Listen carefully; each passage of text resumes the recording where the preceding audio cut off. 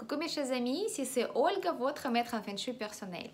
Aujourd'hui, on va enfin commencer notre jour numéro 11 de notre challenge Feng Shui. Et c'est le jour qui va finaliser notre challenge, finaliser tous les devoirs qu'on a fait.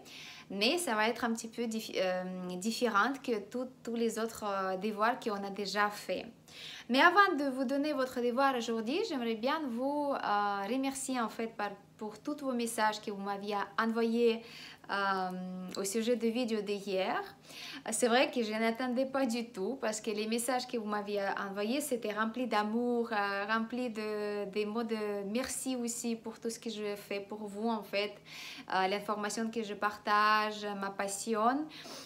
C'est vrai que hier j'ai fait la vidéo, je ne comptais pas sur ça, je voulais juste vous partager mes sentiments, les émotions et mes pensées.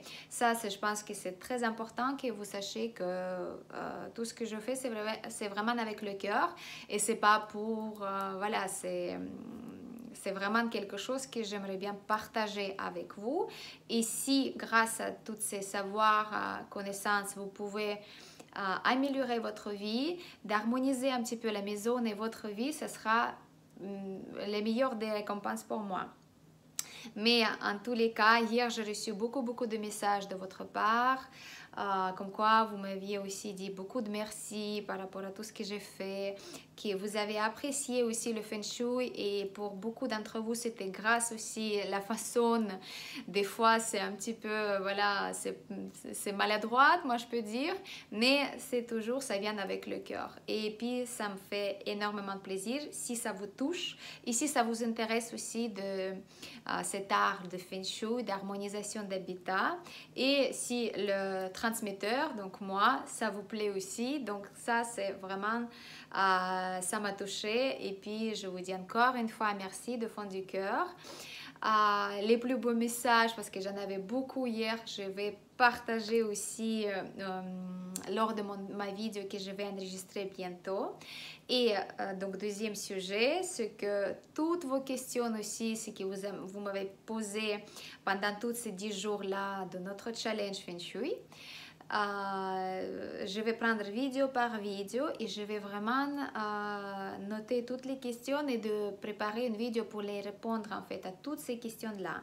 Bien sûr, s'il y a des questions répétitives, je vais les regrouper, je vais donner une réponse générale.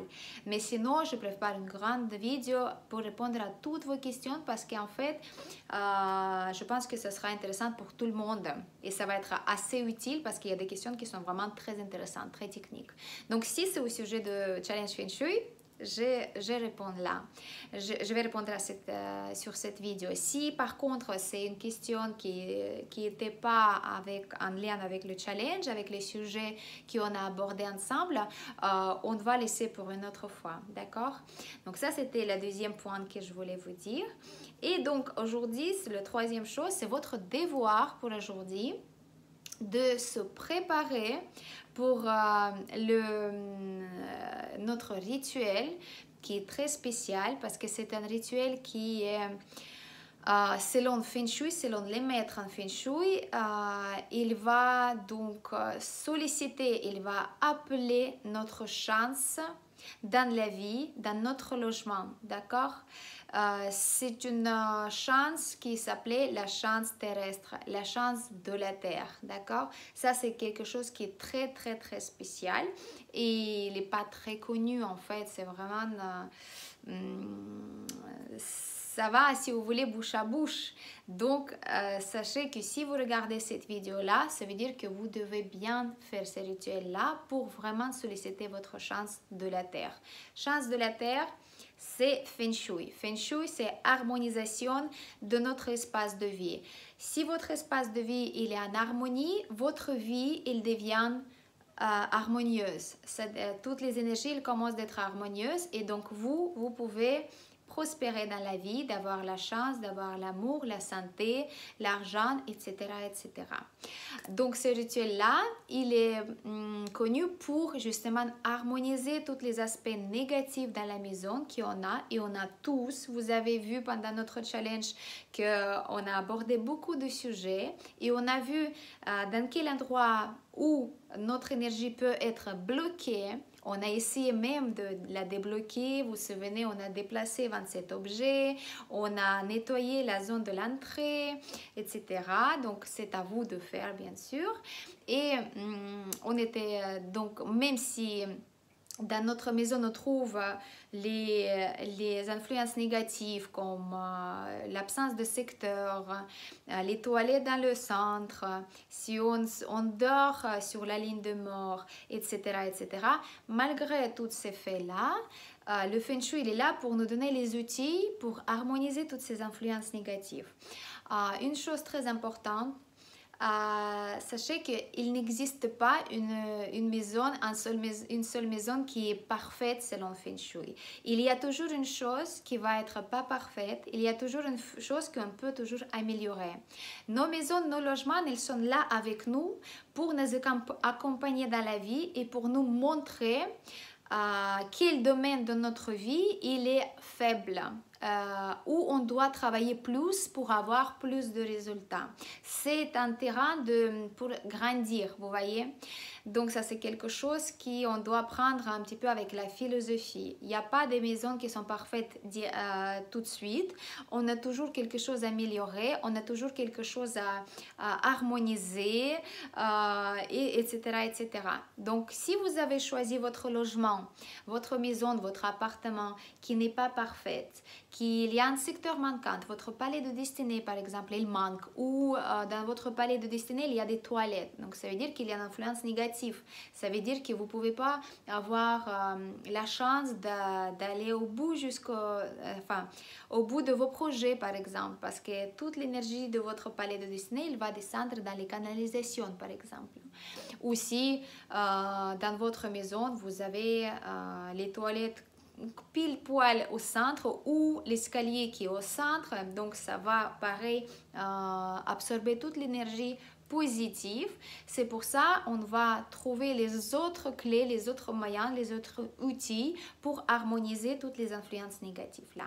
Et l'un des moyens qui est très efficace, à part de compréhension de la carte natale, des étoiles, de l'étoile des montagnes qu'on peut utiliser aussi pour bien améliorer les choses, pour changer le logement. Il existe aussi les sortes de rituels. Et les rituels, ce n'est pas juste la magie qu'on utilise pour s'amuser, c'est vraiment des actions qu'on prend nous-mêmes en tant que l'être humain. Et c'est ainsi qu'on va activer notre chance humaine. Donc, vous vous souvenez que je vous avais expliqué au début de notre challenge que vous avez 3 sortes de la chance. Vous avez la chance humaine, vous avez la chance de la terre, donc Feng Shui, et vous avez la chance du ciel, donc Bazi. Donc ça, c'est l'astrologie, on ne peut pas la changer. Feng Shui, par contre, on peut changer. On peut déplacer le meuble, on peut changer la place où on peut dormir, on peut sortir, même si notre porte d'entrée, elle se trouve vers la direction non propice pour nous, mais quand même, en utilisant les informations selon notre chiffre quoi et notre direction propice, on peut toujours sortir un petit peu à travers, oui, carrément, et on va viser notre direction propice. Donc, en appliquant toutes ces règles, toutes ces astuces qu'on sait, de petit à petit, jour après jour, l'énergie de la chance, elle va s'accumuler jusqu'au moment qu'elle va prendre tout l'espace dans notre vie. Et c'est pour ça qu'on doit utiliser toutes les méthodes qu'on connaît. D'accord? Donc, bien sûr, il faut partir sur les plus simples et après augmenter si on peut vraiment changer, par exemple, la porte d'entrée ou bien la direction de lit. Mais en plus de toutes ces méthodes, les rituels Feng Shui, ils sont là aussi pour nous aider, pour activer notre chance humaine. Parce que quand on fait un rituel, on va faire un effort pour préparer un rituel, pour se mettre mentalement prête, pour être près de changement énergétique en fait chez nous. Et ça, c'est très important. On va faire une petite méditation. On va demander aux énergies d'être bénéfiques pour nous. On va préparer les ingrédients. On va utiliser le jour propice pour activer ces énergies propices. C'est à peu près la même chose comme les activations quand on va allumer une bougie dans l'horaire précis pour activer cette énergie qui descend dans ce secteur-là et on va l'appeler. Donc, c'est à peu près la même chose. Donc, aujourd'hui, le devoir, je vous expliquerai le jour de rituel qu'est-ce qu'il faut faire exactement. Mais aujourd'hui, le devoir, c'est préparer tous les ingrédients et vous devez bien faire donc, la note, d'accord? Donc l'idée de rituel, encore une fois, c'est inviter toutes les énergies yang qui vont harmoniser les énergies yin. Et justement, tous les défauts qu'on a trouvés pendant notre challenge, ce sont les énergies yin. C'est les énergies qui sont en train de dormir, qui sont en train de nous influencer négativement. Donc, parce que nous, l'être humain, on vit dans l'énergie yang. Donc, ce qu'on a besoin, c'est l'énergie yang. Et c'est pour ça, le rituel, il va nous solliciter toutes ces énergies-là. Et donc, la maison, comme ça, elle peut être apaisée et il peut donc se nettoyer de les influences négatives et donc activer les énergies de la prospérité. D'accord? Donc, le principe que l'énergie positive arrive dans la maison de 5 directions, de 5 points essentiels de la maison. Donc, le jour de rituel, je vais vous montrer comment on va calculer ces points où on va poser nos ingrédients. Mais aujourd'hui, on va préparer tout ce qu'on va utiliser pendant le rituel. Première chose qu'on a besoin, ce sont des bougies rouges. Les bougies rouges, on aura besoin de 10. Ce n'est pas la peine d'avoir une grande bougie. On peut avoir les petites bougies rouges, 10. Après, on va avoir le 15 bâtonnettes comme ça, les sticks de essence tibétaine si c'est possible ou même indienne si vous en avez envie. 15 au total. Après, on va avoir besoin de 15 petites tasses ou bien une petite bol où on va mettre du thé vert. Donc, pas un sachet, mais le thé naturel en feuille verte, d'accord? Donc ça, il faut que vous avez ça, 15 coupettes pour le thé vert et le thé vert même. On va avoir besoin de 5 pommes couleur rouge, donc absolument le rouge. On va besoin de 5 bottes de bananes. Donc, il faut que chaque botte, il va avoir plus que 2 bananes. Donc, 3, 5 max, c'est mieux. On va avoir besoin d'un ananas. On va avoir besoin de 5 poires. Vous pouvez prendre poire normale ou poire chinoise. Ça, c'est à vous qui choisissez. 5 oranges et 5 mandarines ou clémentines. C'est vous qui voyez aussi. Et on aura besoin aussi 5 petites assiettes pour mettre dedans les cacahuètes et les arachides, exactement. On ne peut pas utiliser les autres noisettes. Et donc, chaque assiette, elle va contenir 25 arachides, petites arachides comme ça. Donc, au total, ça va être 5,25, ça va être 125 petites arachides. Mais je pense que si vous achetez un paquet, ça va être plus. Et on aura besoin aussi des assiettes couleur rouge, si possible en carton, ou si vous ne trouvez pas, vous pouvez trouver les plastiques, en fait, les assiettes rouges en plastique, d'accord? Donc, tout ça, vous préparez aujourd'hui. Et je vous invite donc aujourd'hui, demain, bien sûr, si ce soir, il n'y a plus de temps, donc demain, vous avez la journée. Et le rituel, on va l'effectuer ensemble le dimanche qui vient, donc le 2 mai, parce que c'est une journée qui est très propice. Il y a beaucoup d'énergies magnifiques qui vont se présenter sur Terre. On va solliciter notre chance de la Terre et on va harmoniser toutes les influences négatives dans notre maison. Je vais faire aussi, moi, avec vous, le rituel le dimanche, d'accord? Et bien sûr, avant dimanche, je vais vous donner le procédé de le faire. Vous inquiétez pas.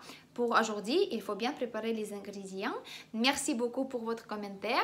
Préparez-vous et soyez prêts pour changer votre vie. Merci beaucoup.